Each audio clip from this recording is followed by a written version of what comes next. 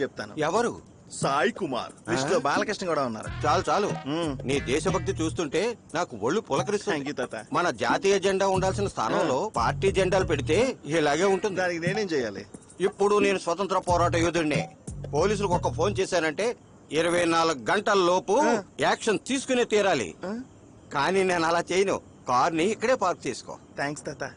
కానీ ఒక కండిషన్. చెప్పండి తాత. చచ్చే వరకు నీ ముఖం నేను చూడకూడదు. బాలకృష్ణ పేరు ముందే చెప్పాల్సింది.